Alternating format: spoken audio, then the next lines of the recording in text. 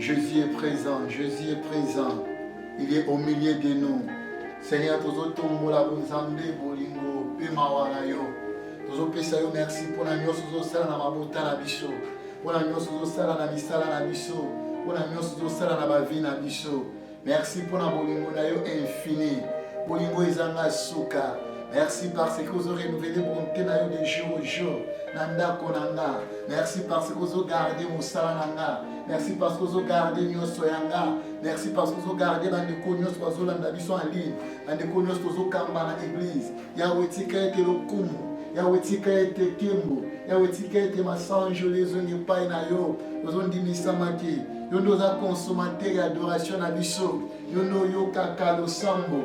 Na yonde mitema na biso esopani.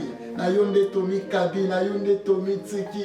Tozo croire que la prière des justes, ils en a beaucoup d'efficacité. Yamoto tombolio, yamoto kumisio, yamoto sanjolio. Tozo tombolo na makambo tozui, na makambo tozui na nute. Tozo tombolo na musala o esimbi, na musala esimbi na nute. Tozo tombolo ya koliki yake.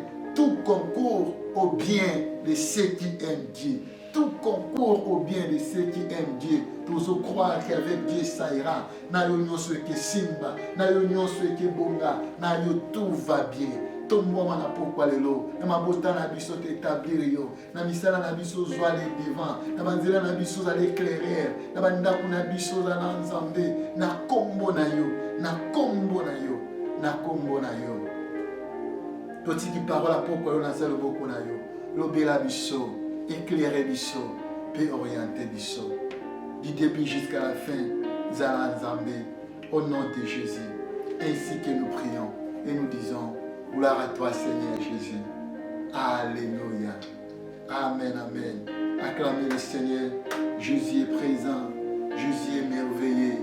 Jésus est vivant. Topesi binombo tena kombo na Yesu, mokolo malamu, parce que Jésus est parmi nous. Notre thème, Yalelo, envoie quelqu'un d'autre. Tinda mutu mususu.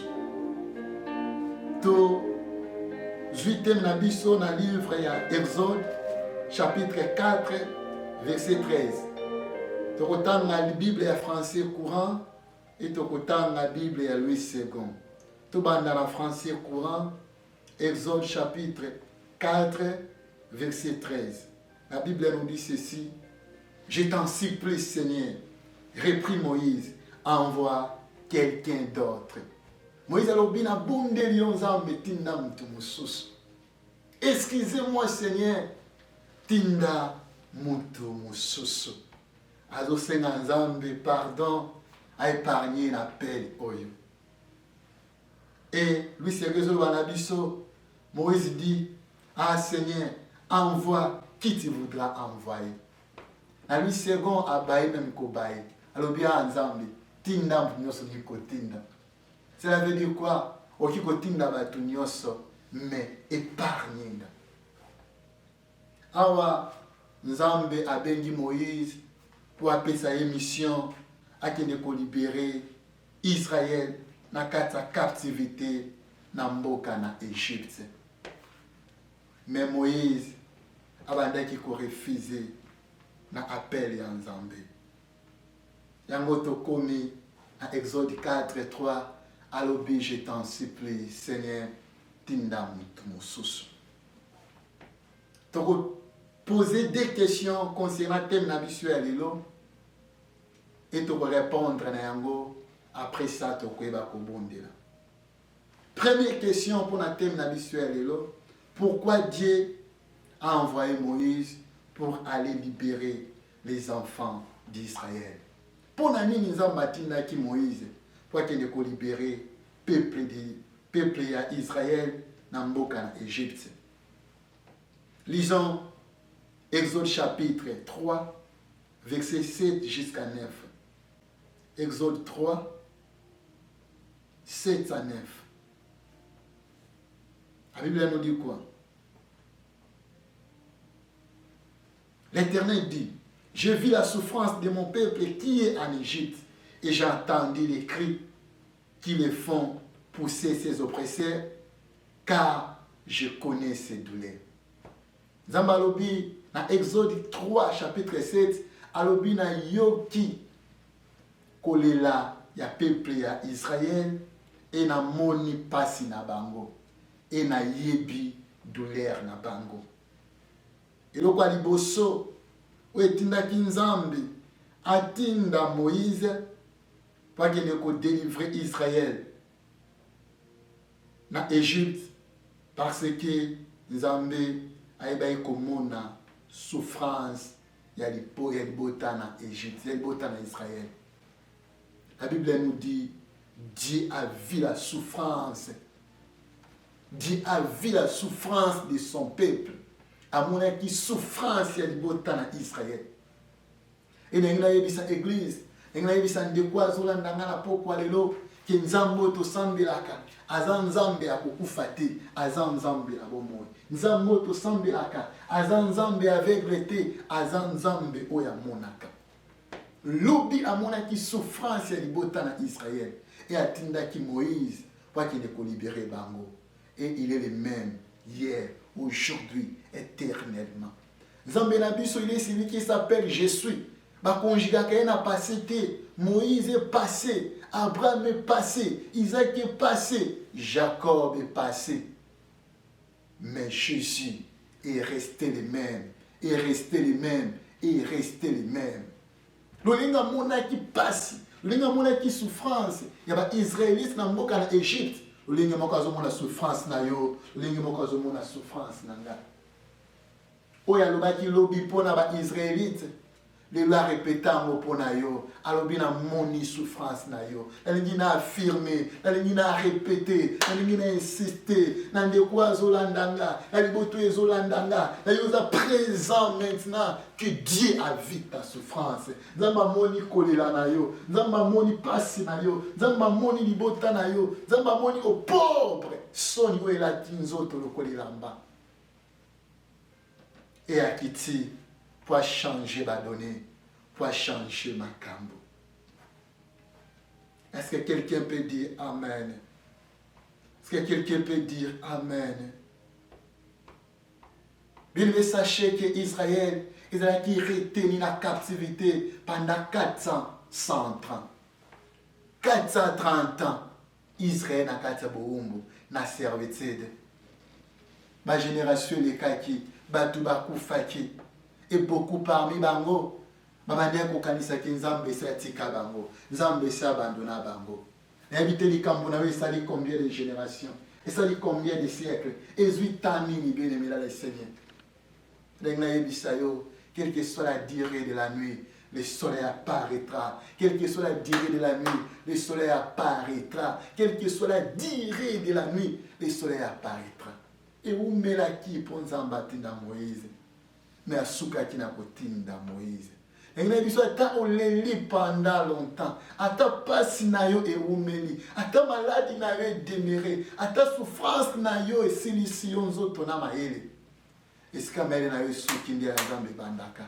Souka na yo za soukate, mais souka na yo ze bandela Nzambe.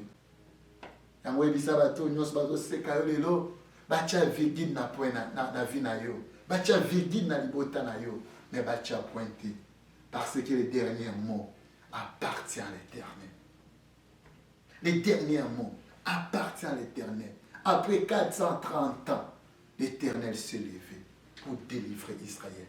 Je prie que l'Éternel s'élève pour délivrer yo, à délivrer Ndaku na yo, à délivrer Moussala na yo, à délivrer santé na yo, à délivrer finance na yo, à délivrer intelligence na yo. À délivrer, à délivrer, à délivrer, à délivrer, à délivrer que cela soit ainsi au nom puissant du Seigneur Jésus. Bien-aimés, souvenez-vous des jours où Jacob a quitté Rebecca, a quitté Mokanaye, pour qu'il ne vers Nokonaye là-bas. Après avoir kozwali pamboli ya ndeko na Esaú na nzela abanda okanisa kaza ye moko akanisa yeke Nzambe satiki et arrivé quelque part ayeba ko pema poalala tant malala qui Nzamba qui s'est révélé par Naï. Lisons Genèse 28, 15 jusqu'à 17. Genèse 28, 15 à 17. Que dit la Bible? Voici, je suis avec toi. Je te garderai partout où tu iras. Et je te ramènerai dans ce pays. Car je ne t'abandonnerai point. Que je n'ai exécuté ce que je t'ai dit. Voilà ça, Jacob. Azwaki libanga. Achaki mutu poa pema. L'Éternel s'est révélé dans Jacob. Ebisaki, voici, je suis avec toi.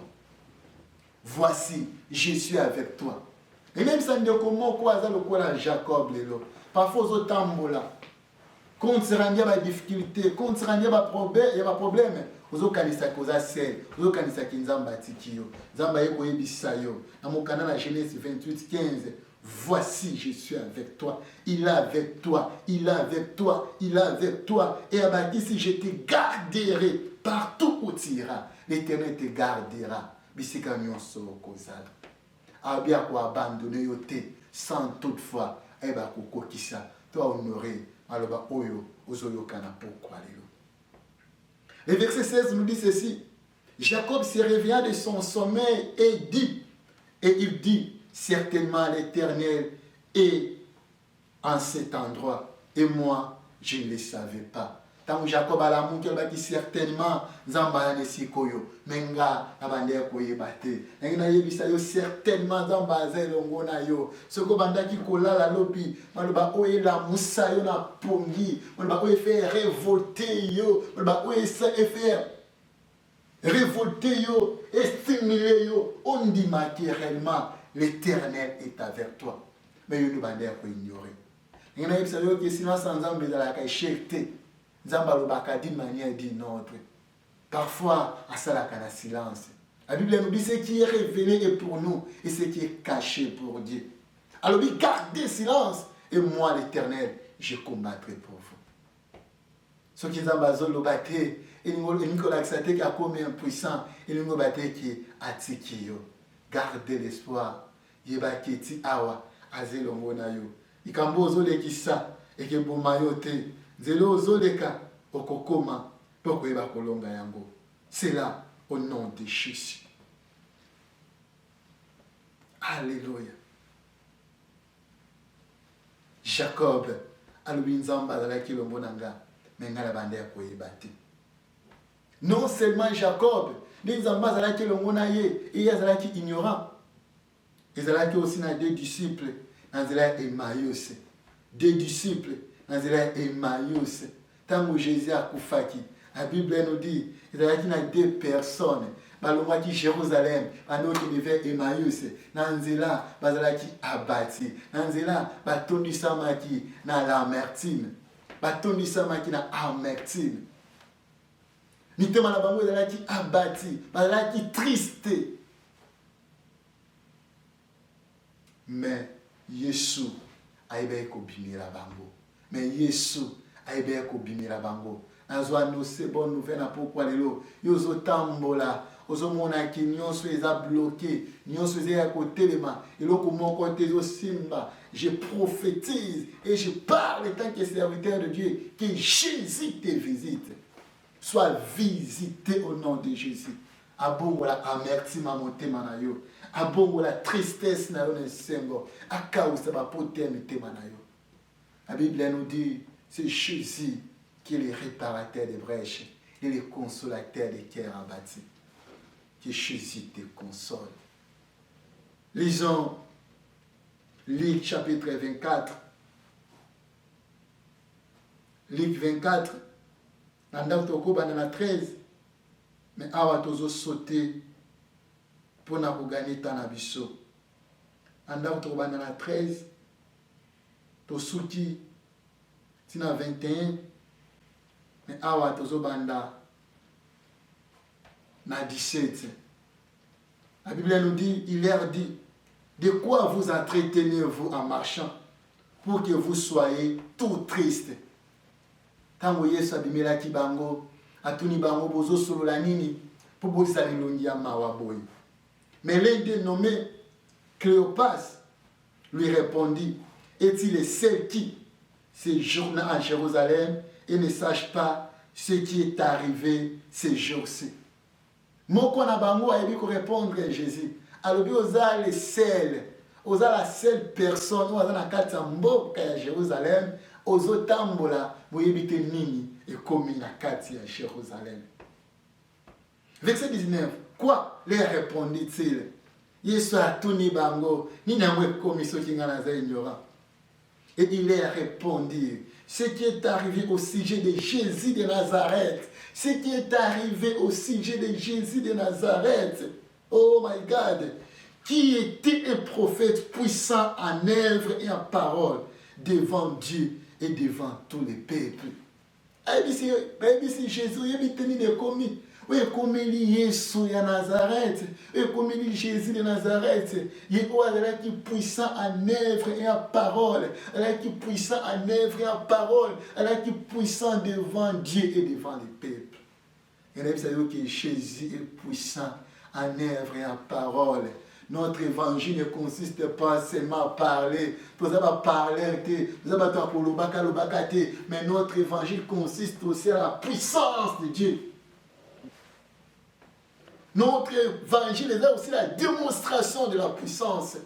La raison pour laquelle je prie le Seigneur, que tu sois guéri au nom de Jésus. Si tu as un problème, dans la solution, si tu as une difficulté, à la réponse.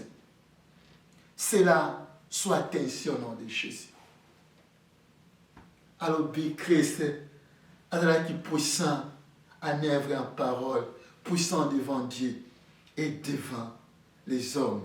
Écoutez le verset 20.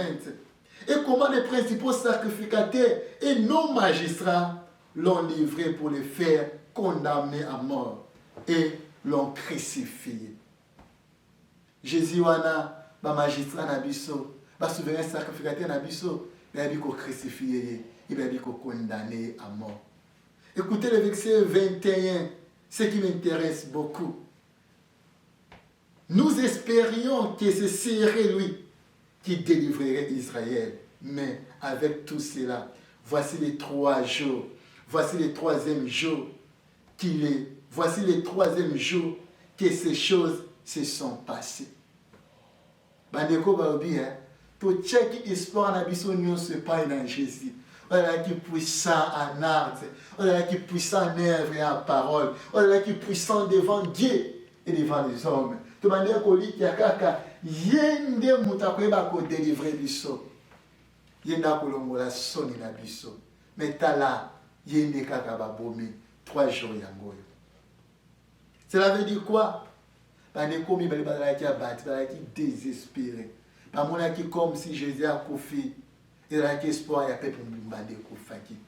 C'était l'espoir de tout un peuple. Les Alaki a confié.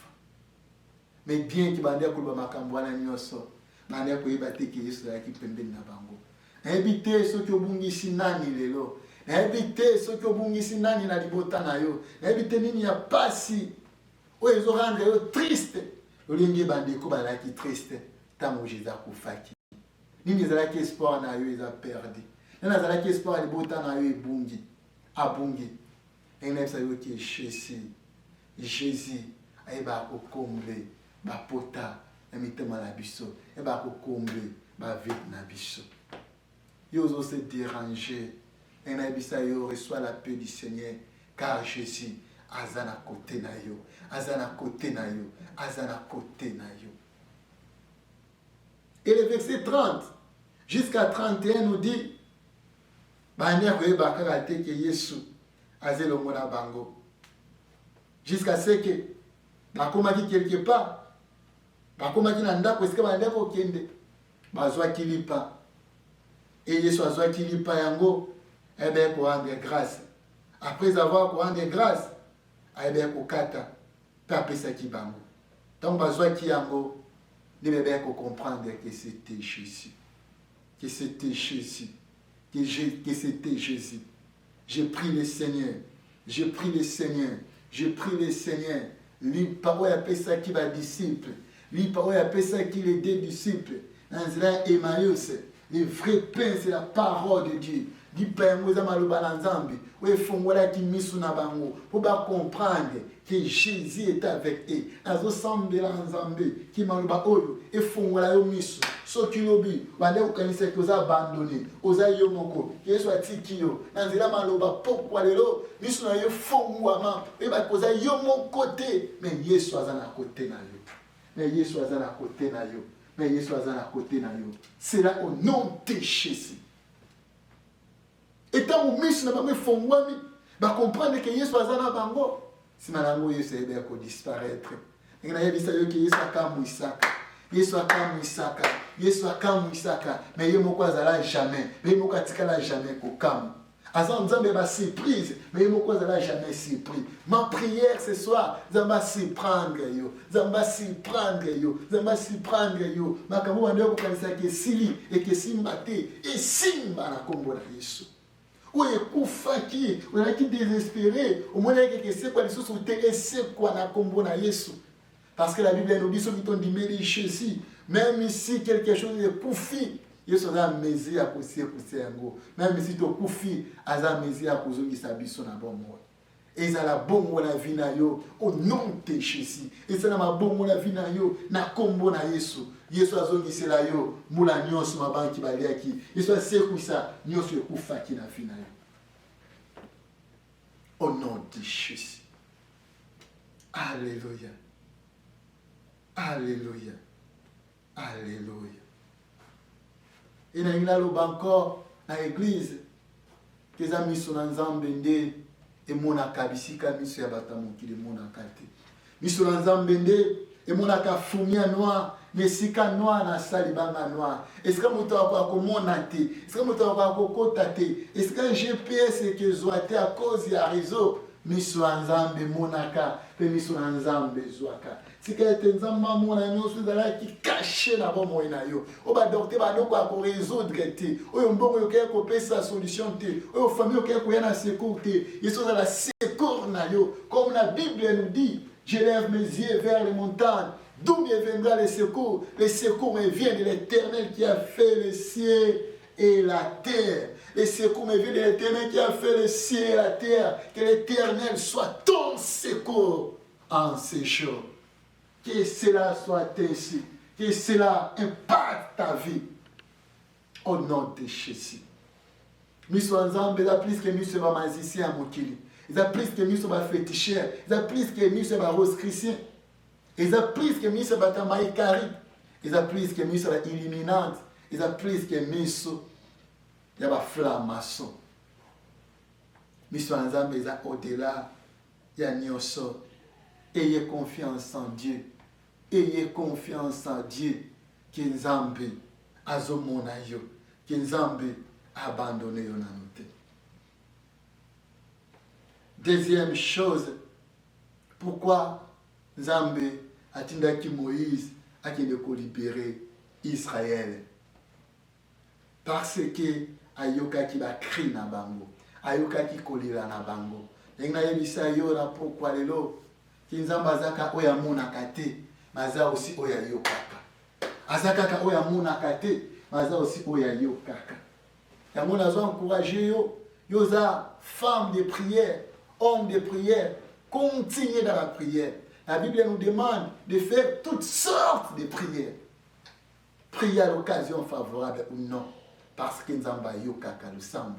Priez na tongo, na moye kolembate, priez na pourquoi? Parce que yebite nini ke bota, nini ke la exaucer. Mais ce qui est sûr et certain, il nous écoute. Ayokaka biso. La prière na biso to bois kaka moté, to parler, to parler te, mais tu vas adresser à quelqu'un. Et la personne, son nom c'est Jésus. Ayokaka. Ayokaka. Ayokaka lo sambo. Non seulement ayokaka lo sambo, ayokaka pe. Nyonso o balobaka pona biso. Tango mokile fingaka biso. Tango mokile kritikaka biso. Tango mokile baka tokotala. Soki simba. Soki kwa avancer. Soki akozwa. Nzambe na biso pa ayokaka. Ayokaka bini mina le Seigneur. Pendant que Penina bandeko finga ane. Dieu était là en train d'écouter. Zamba bandeko yoka mafinga nyoso. O penina bandeko finga ane. O penina bandeko finga ane. O penina bandeko finga ane. Ena yebisande ko mwasi moko. Yo dans la situation où ana la kinango. Yo za parfois stérile. Oza parfois la difficulté à bana. Zambwa yokaki an ayokayo. Zambwa yokaki an ayokayo. Ana za la modèle pour na yo. Ko quitter temple te. Ko tika ko prier te. Aussi longtemps que dans nos vies Samuel te. On avait prié jusqu'à ce qu'Élie était étonné. Yakobaki Anas alamu masanga. Mais Anna lobaki qui n'a l'amour été. Et ça douleur et motema nana désolé lisanga. Bien aimé, priez, priez, priez. Et Dieu est là pour t'écouter. Certainement, il va t'exaucer. Et pourquoi le amour va le sambo non so sala. Amour va le sambo non so sala. Et à quand c'est la lobby ma réponse. Reçois cela au nom de Jésus. Recevez au nom puissant du Seigneur Jésus. Que l'Éternel t'exauce. Il est le Dieu qui exauce. Ma finga, comment Peina Bader Kofinga Anne, donc on est dans 1 Samuel, chapitre 1, verset 6 jusqu'à 7. Zamba yoka kama finga te, batu basala kama finga kabiso. Ayoka kama tonga te ne batonga abiso. Nzamba yoka ka aussi, ba projet nyonso, o mokili bomisaka ya mabe pona biso. Ba projet nyonso, o ba sorti ba bomisaka pona bana na yo, pona mobali na yo, pona libala na yo. Ayoka ka nyonso. Et il a dit ça église, le jour où Aman a été kobongisa nzete pour être pendre Mardoché. C'était le même jour où le roi a été kozwa livre et souvenir. Il a dit ça église, le jour où Aman a été kobongisa pour appendre nzete ya bongisa qui pour appendre Mardoché. C'était le jour-là que Nzambe a pimé la roi Pongi. C'était le jour-là que le roi a signé qui va livre et va anal pour atala nan oya sala ebolamu et le roi a futaïti. La Bible nous dit, roi na kotala ba livre les souvenirs et bien kokweya na kombo ya Mardoché. Roi avait vu que roi qui Mardoché a sala ebolamu mais roi a ba ko récompenser Mardoché. Et à tout na qui na serviteur na ye il a connu le bofuta na ndeko oyo Mardoché. Et ba serviteur ne ba lobaki la répondant qui roi jusqu'à présent Mardoché n'a jamais été récompensé. Pendant que ba ko solo là la Bible nous dit Aman azalaki na cour. Aman azalaki na cour royale. Et roi a demandé à ba serviteur na ye na naza na cour. Ba serviteur ne ba lobi c'est Aman. Roi ebisaki bango boyebisa Aman akota. Boyebisa Aman akota. Bien metango Aman akotaki roi tuni Aman Aman eloko ni besengeli basala na moto roi alingi ko honorer. Eloko ni esengeli ko sala na moto roi alingi ko honorer. Aman ami lobelaki na se ya motema na ye. Na moto zoloba tokuta na mokanda na Esther chapitre 5 verset 9 jusqu'à 14. Comment Mardoché est planifié pour pendre Mardoché. Comment Aman est planifié plutôt pour pendre Mardoché. Et comment roi Azanaki Pongi pour se souvenir de Mardoché. Un livre de Esther, Esther chapitre 6, premier verset jusqu'à 7. Et comment finalité Zalaki, dans le livre de Esther chapitre 7, 9 jusqu'à 10. Roi Tony atuni Aman. Il a connu les seigneurs Kosala pour la moto roi lingi honoré. Aman a lobi na motema na ye. Nani roi ni honoré ce qui n'a été. Et ça kaka ngai ni roi ni honoré. Abande koloba makambo pour la faveur na ye. Abande koloba oh roi. Roi seigneur sala boye. Esengela luka cheval moko ya malamu po matisa mutu wana. Esengela matisa mutu wana elamba royal. Esengeli batambusa mutu wana mboka mobimba. Ba yembela ye kebotala mutu roi azonore. Etanga mana sibise koloba roi ebisaki Aman sala nyonso wana pona Mardoché. Sala nyonso wana pour Mardoché. Sala nyonso wana pour Mardoché. Est-ce que les Mardochés sont présents dans ce lieu? Est-ce que les Mardochés bazo landanga? Là il a prophétisé pour Mardoché moko. Kebinemi na yo bako prophétiser pour la pour na yo. Avant de prophétiser pour Mardoché, avant de demander des choses pour Mardoché, mais lui ne savait pas. Avant de kanisa kazo demander pour na ye. Nzokate avant de ko demander pour Mardoché. Nazo sambela kebinemi na ba kufate mama na combien zamba ko élever yo mama na combien zamba ko longola sonya libota na yo mama na combien zamba ko ba ko pangu sa pinzo ya misu na yo mama na combien si c'est que ba ko bongwa na neuf. C'est là au nom de Jésus, c'est là au nom de Jésus, c'est là au nom puissant du Seigneur Jésus. Maman ni ba kufate mama na combien ba ko zala humilié. Nous sommes dans les actes qui sont méditer perte na yo zamba confondre bango bama na vie na yo bazala confi bama na libota no bazala confi bama na musa no bazala confi. C'est là au nom de Jésus. Roi Yebisi Aman sala yango pona Mardoché, et ce jour-là Mardoché était honoré. Nzambe aiba ko pangu sa pinzoli abato akanisela yo ahonore yo. Nzambe akanisela ka basali na ye alobi ke afuta ka ba jusqu'à millième génération afuta yo afuta bana na yo et afuta mosala na yo. Asuka ki na ko honorer Amanti na ko honorer Mardoché. Après cela nzete oyo Aman abongisa ki po apendre yango Mardoché. La Bible nous dit Aman azalaki pandi moko na nzete wana.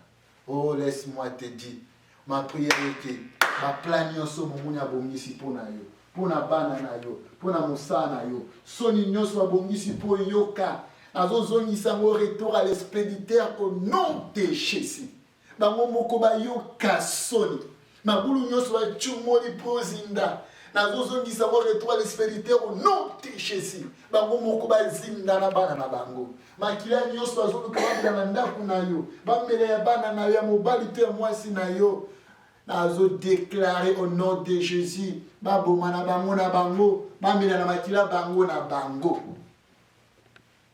Que cela soit ainsi au nom de Jésus, parce que Nzambe na biso aza Nzambe abongolaka abongola mai na vino abongola vina yo akofundaki amani akofondre ba amani nyonso ya vina yo.